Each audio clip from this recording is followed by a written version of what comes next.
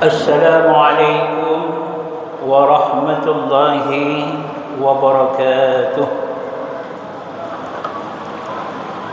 الحمد لله الذي قد أخرج نتائج الفكر لأرباب الحجة، والصلاة والسلام على سيدنا المصطفى محمد صلى الله عليه وسلم أهل الصدق والتقى، وعلى آله وأصحابه والتابعين وتابعي تابعيهم أولي العلم والنهى.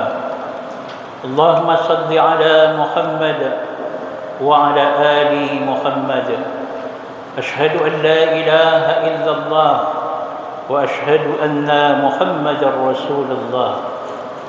قال الله تعالى: أعوذ بالله من الشيطان الرجيم وفي أموالهم حق للسائل والمحروم.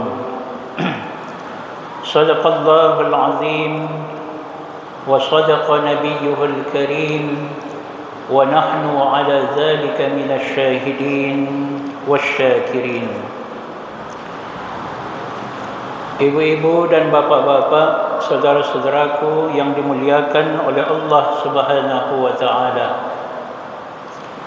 Judul tazkirah kita pada malam ini adalah zakat mewariskan ketenangan.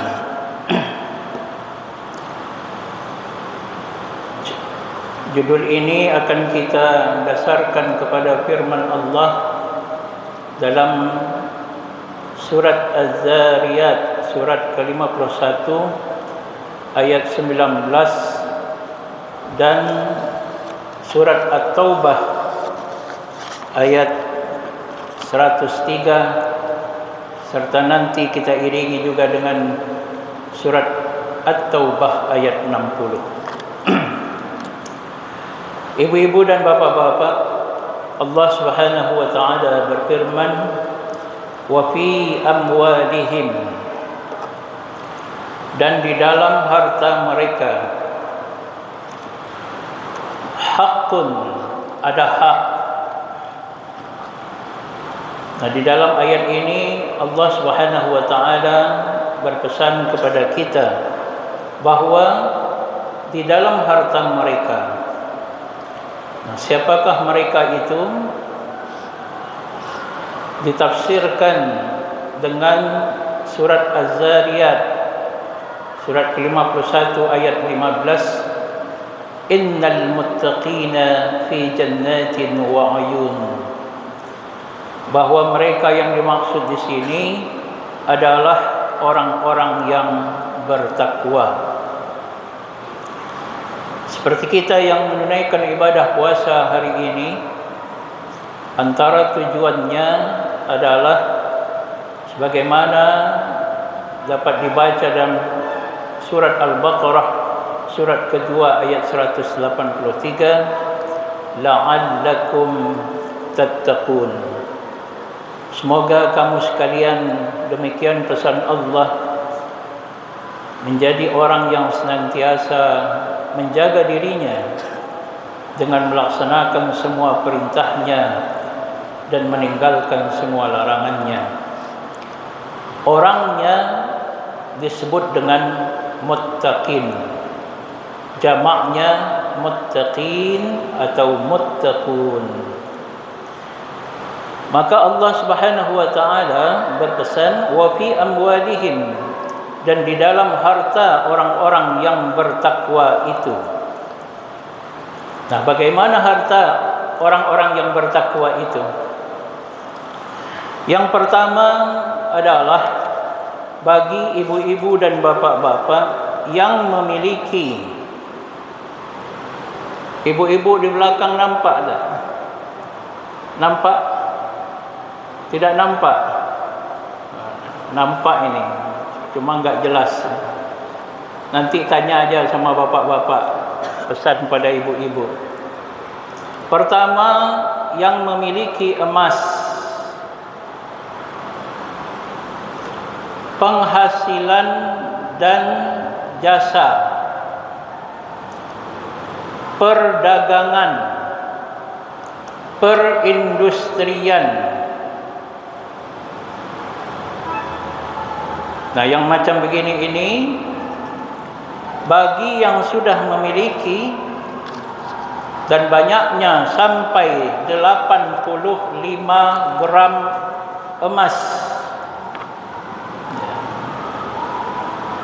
Nah, kalau hari ini emas 1 gramnya berapa itu, Pak? Emas 1 gram. 1 gram emas berapa? Tidak ada yang membeli emas. Ibu-ibu kejauhan, ya, yang sering pakai emas, ya. Kalau per harga kemarin itu 933.000.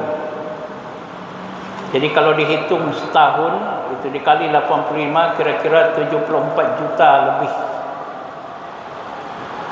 Nah, ini yang emas.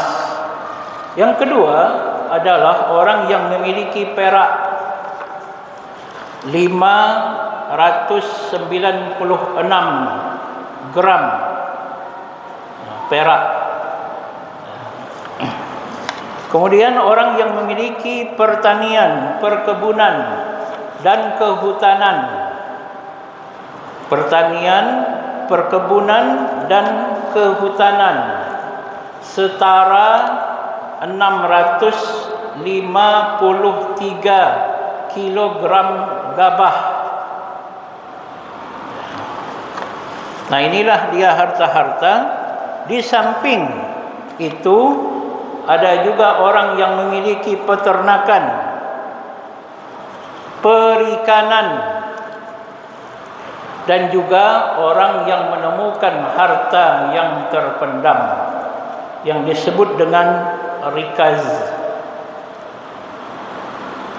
Ibu-ibu dan bapak-bapak, selain zakat pertanian, perkebunan dan kehutanan serta penghasilan dan jasa dan rikaz, maka jika harta yang kita sebutkan tadi dimiliki secara penuh dan hartanya juga adalah harta yang halal dan sudah mencapai haul 1 tahun,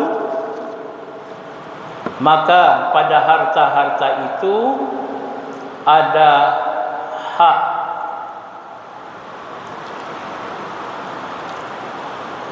Hak siapa? Di dalam surat Az-Zariyat, surat 51 ayat 19, itu dijelaskan ada 2 jenis manusia. Yang pertama adalah lisaili, orang yang datang meminta.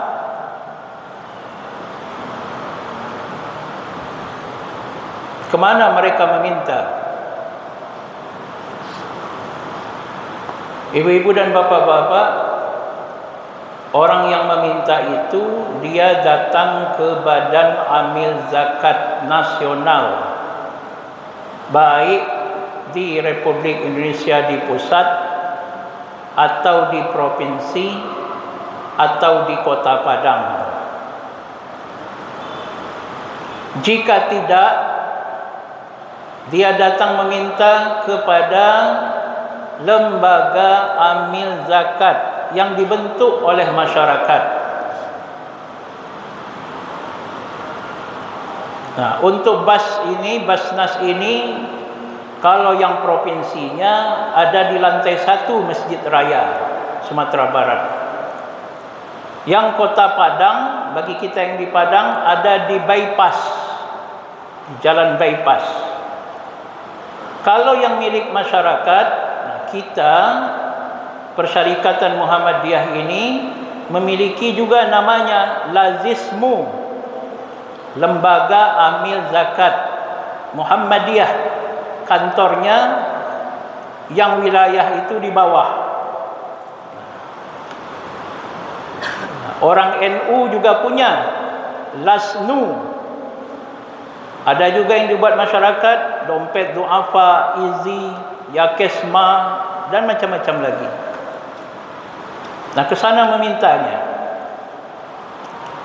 Kadang-kadang kita juga bertemu dengan daerah yang terluar, terpinggir, terisolir. Tidak ada kantor urusan agama di sana. Tidak ada juga Basnas, tidak ada juga Laz. Nah, kadang-kadang ada orang yang ditugaskan oleh pemerintah, oleh Laz, oleh Basnas menjadi pengumpul zakat. Nah, ini ke sana mintanya. Ibu-ibu dan bapak-bapak, yang kedua adalah di samping orang yang meminta, itu ada orang yang mereka sangat memerlukan tetapi tidak mendapat bagian. Itu bisa jadi karena tidak datang meminta, atau bisa jadi memang tidak dapat memenuhi syarat-syarat yang diperlukan. Misalnya diminta syaratnya dari kelurahan harus ada surat tanda tidak mampu. Nah, rupanya nanti di kelurahan surat itu boleh dikeluarkan kalau sudah vaksin. Nah, jadi sehingga dia tidak dapat surat, tidak dapat dia bantuan. Nah, kita juga kadang-kadang melihat ini, waktu minyak goreng ini naik kemarin itu, ya, susah didapat, kadang tidak beredar di masyarakat, harga pun jika ada naik. Nah, pemerintah juga sudah memberikan bantuan langsung tunai. Tapi kita tengok-tengok orang dapat BLT itu, yang di sebelah dapat, yang sebelahnya tidak dapat. Yang tidak dapat ini, padahal dia lebih memerlukan daripada orang yang dapat di sebelahnya. Jadi ada orang fakir, orang miskin, yang mereka ini tidak kebagian. Nah, orang yang kedua ini disebut dengan al-mahrum. Jadi pertama adalah sa'il dan yang kedua adalah al-mahrum. Ibu-ibu dan bapak-bapak,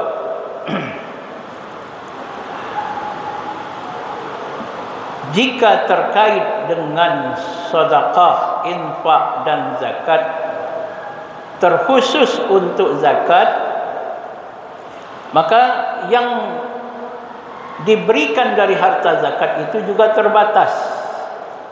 Nah, dalam surat Al-Baqarah ayat 100 ayat 60 itu disebutkan ada 8. Innamas shadaqatu lil fuqara, untuk orang yang fakir, wal masakin, orang miskin, wal amilina 'alaiha, orang yang mengelola zakat itu sendiri, wal muallafati qulubuhum, orang yang muallaf, wa fir riqab, orang yang dalam rangka membebaskan dirinya dari perbudakan, wal gharimin, orang yang berhutang, wa fi sabilillah, orang yang berjuang di jalan Allah, wa ibnus sabil, dan orang yang kehabisan bekal dalam perjalanan. Jadi jika zakat itu hanya diperuntukkan untuk 8 orang itu yang dikenal dengan asnaf. Ibu-ibu dan bapak-bapak, jika kita termasuk wafi amwalihim, orang yang memiliki harta yang kita sebutkan tadi, maka ada kewajiban jika sudah sampai kepada nisabnya, dan kewajiban itu diminta oleh Allah Subhanahu wa taala kepada penguasa untuk mengambilnya, mengumpulkannya. Di dalam surat At-Taubah ayat 103 disebutkan, khudz min amwalihim shadaqatan, ambillah sebahagian dari harta mereka itu sebagai zakat. Jadi sedekah dalam pengertian zakat, karena yang diambil itu diiringi dengan kata perintah, maka dia bermakna zakat. Ibu-ibu dan bapak-bapak, berapa yang akan diambil? Dari emas, dari perniagaan, dari perindustrian, dari uang, dari surat berharga lainnya seperti saham, dan juga penghasilan, maka itu diambil ketika kita menerimanya. Berapa diambil? Nah, dari yang kita miliki itu 2,5%. Jadi dari 85 gram tadi dikalikan 933, nanti diambil 2,5%. Bagi petani, pekebun dan orang yang mengelola hutan, itu ketika dia memanen, diambilnya. Berapa diambilnya? Kalau dia tadah hujan, diambil 10%. Tetapi jika dia ada biaya perawatan, maka diambil 5%. Nah, ibu-ibu dan bapak-bapak, untuk barang temuan, kalau kita menemukan barang yang dinamakan dengan rikas, maka kita menunaikan zakatnya ketika kita menemukan barang itu. Jadi kalau kita tercangkul oleh kita harta peninggalan orang terdahulu, maka kita membayarkan zakatnya. Ketika kita menemukan, dizakatkan 1/5 atau 20%. Ibu-ibu dan bapak-bapak, jika harta yang kita miliki tadi, yang sudah sampai kepada nisab, kita miliki dengan penuh, dan juga hartanya itu adalah harta yang halal, maka kita tunaikan zakatnya. Kalau dia wajib, disebut zakat. Kalau dia sunnah, disebut dengan infak dan atau sedekah. Jika ini kita lakukan, ibu-ibu dan bapak-bapak, maka sedekah atau zakat itu dia akan tutahhiruhum. Ini fungsi pertama. Zakat itu akan mensucikan, akan membersihkan raga kita dan harta kita. Ibu-ibu dan bapak-bapak, kalau ada harta yang diperoleh dari korupsi, dari mencuri, maling, merampok, dan cara-cara mendapatkan harta yang tidak benar dan tidak baik, itu bukan dizakatkan, tetapi dikembalikan.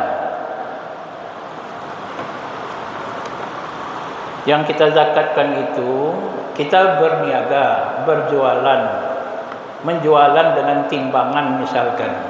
Tidak ada maksud kita untuk bersikap curang. Sudah ditimbang dengan persis sekali letaknya, tetapi tidak disengaja oleh kita, rupanya terkurang setengah mata atau 1 mata, dan yang kurang itu adalah harta yang tidak halal, dan itu kotor. Dan itu jika kita makan, dan diberikan kepada istri kita, diberikan kepada anak kita, itu akan menjadi daging, dan daging yang tumbuh dari sesuatu yang haram itu neraka lebih layak baginya.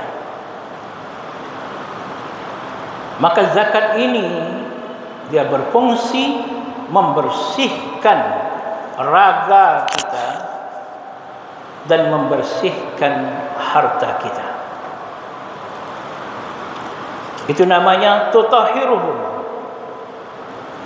Yang kedua, kalau kita berzakat, berinfak, sedekah, maka kita akan tuzakkihim,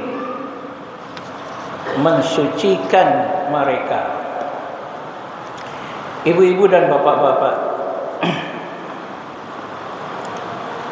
seorang kawan dia punya tambak ikan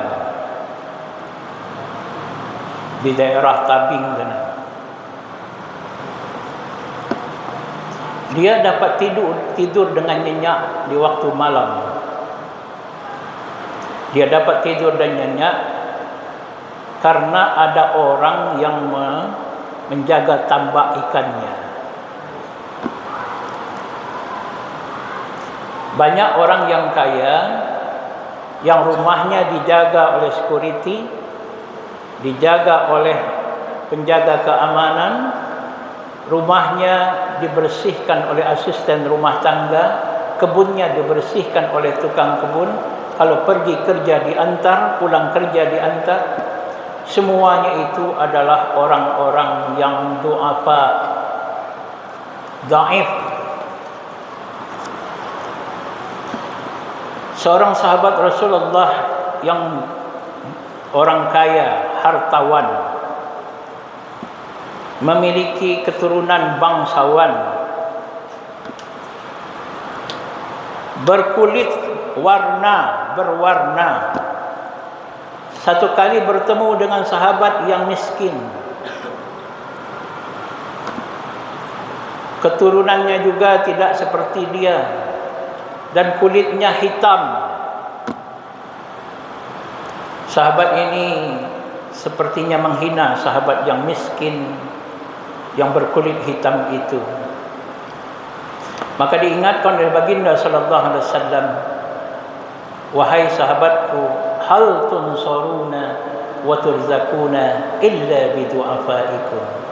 Ingat, kamu menjadi kaya itu karena kamu ditolong dan diberi rezeki melalui orang-orang yang lemah di antara kamu. Maka ketika kita mendapatkan sedikit rezeki yang berlebih dari Allah, kadang-kadang kita sukar. Biasanya orang itu kali-kali yang paham dengan tambah-tambah yang mengerti. Tetapi ketika sudah masuk kepada bab membagi, mengurang, itu agak kurang. Kadang-kadang muncul bakhil, kikir, pelit. Justru itu dengan sedekah, zakat, infak ini Allah berpesan, itu akan mensucikan kamu dari sifat-sifat yang tidak baik seperti itu. Dan dipesankan kepada orang yang mengambil harta zakat dan orang-orang yang menerima zakat, wasalli alaihim, jangan lupa untuk mendoakan orang yang berzakat, dan orang yang menerima zakat juga mendoakan orang yang berzakat. Karena ibu-ibu dan bapak-bapak, dari 100 orang fakir miskin yang kita kasih dari harta zakat, infak dan sedekah itu, kita tidak tahu dari orang fakir miskin yang mana yang doanya dikabulkan oleh Allah Subhanahu wa taala. Dan kita ingat bahwa doa-doa orang du'afa, fakir dan miskin itu termasuk doa-doa yang mustajabah. Makanya pesan Allah, wasalli alaihim, doakanlah orang yang berzakat, berinfak dan bersedekah. Inna salataka sakanun lahum. Jika engkau mendoakan mereka, maka insya-Allah itu akan memberikan ketenangan kepada orang-orang yang berzakat. Semoga kita termasuk orang yang berzakat, akan membersihkan harta kita dan raga kita, dan juga mensucikan kita dari sifat-sifat yang tidak baik. Dan ini jika kita lakukan akan memberikan ketenangan di dalam kehidupan kita. Assalamualaikum warahmatullahi wabarakatuh.